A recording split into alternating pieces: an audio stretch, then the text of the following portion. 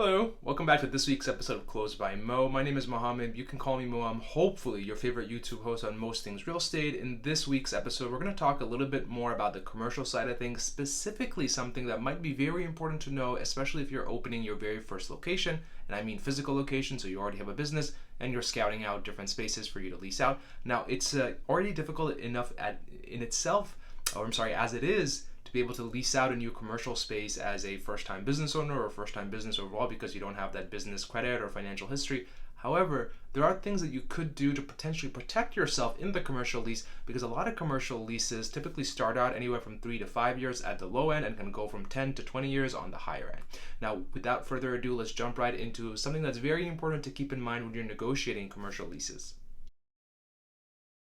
Now, what I'm referring to as probably one of the most important clauses in your lease, especially as a first-time business owner, or maybe if you're a landlord that's thinking about leasing out your space to a first-time business owner, is what we call the consent to lease transfer clause. It might also be known as like a sublet clause or like an assignment clause. Whatever it is, in a nutshell, the clause itself protects basically the landlord and also protects mainly the tenant, because what it allows the tenant to do is effectively transfer their lease to another party, assuming the landlord approves it, of course, so this way that the original tenant can get out of their legal obligation with the lease. For example, as you know, most businesses will fail within the first 5 years of operation. If you were to sign, let's say, a 10-year commercial space lease, and in year 3 you realize that your business is failing and you have to sell your business, you're still obligated to cover the entire lease amount that you're technically legally liable for because you signed the lease. However, if you have a consent to lease transfer or an assignment clause or a sublet clause, you might be able to get out of that lease, assuming you're able to meet the requirements to be able to transfer or sign that lease to someone else. Now, there's a couple of key components when it comes to the consent to lease transfer clause. The first thing is obviously the notice requirements. You never want to catch your landlord off guard with something like this. Typically, if you have a good relationship with the landlord, especially when it's time to collect rent, or if you're having ongoing, let's say, maintenance or anything done, and you're in touch with your landlord, typically you want to be able to let your landlord know way ahead of time that, hey, look, I'm having issues with my business, or hey, look, my business is growing and I need to move into another bigger location. I'm looking to assign this lease or transfer this lease to someone else. That might be something that they're more willing to, be open to it.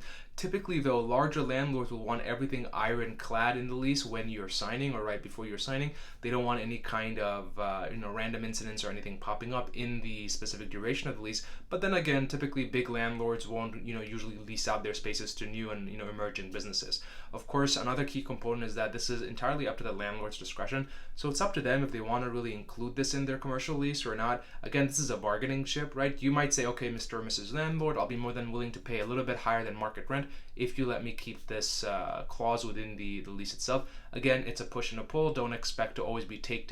You have to be willing to give a little bit as well. That's how any kind of business, especially real estate negotiations, work. And make sure that you have conditions of approval as one of the last components of the consent to lease transfer overall. Meaning you can't, a condition for approval would basically mean that there has to be certain requirements that need to be hit before the landlord would approve that consent to lease transfer. So let's say, for example, the landlord says, okay, Mo, you can keep this in your lease with my space, and we're going to sign a 5 to 10 year lease. But if you want to keep this clause in there has to be specific conditions that has to happen or that the new tenant has to meet for you to be able to transfer the lease to them. That way, everyone's a happy camper. So this way, the landlord's able to protect themselves in any instance when you might say, hey, my business is failing, and you want to just find someone else randomly off the street to give them the lease, and then you back out, you wash your hands of it.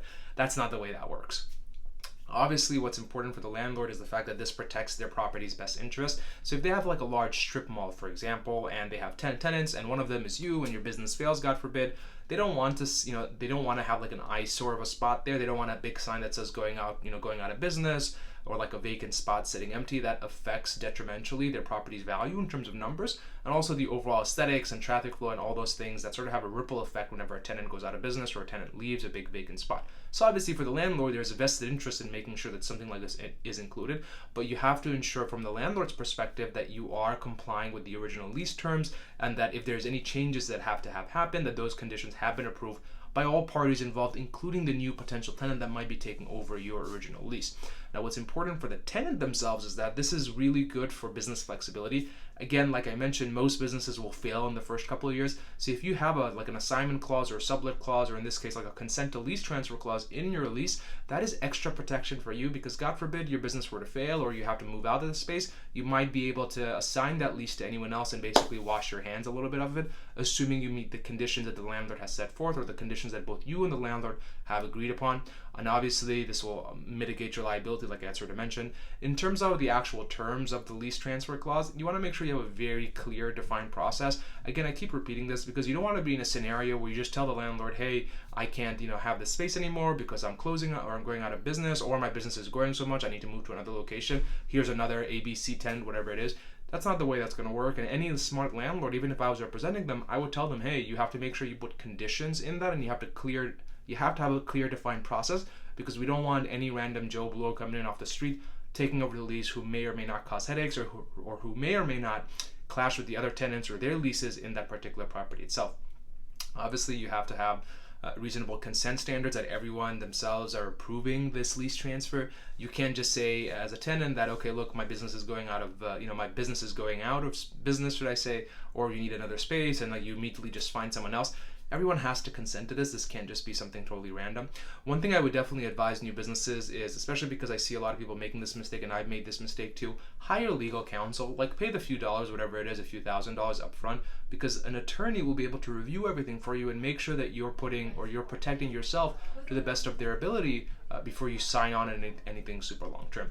With that, guys, I hope you enjoyed this video about understanding the consent to lease transfer clause. If you still have more questions, you can definitely let me know in the comment section below. I respond to all my comments.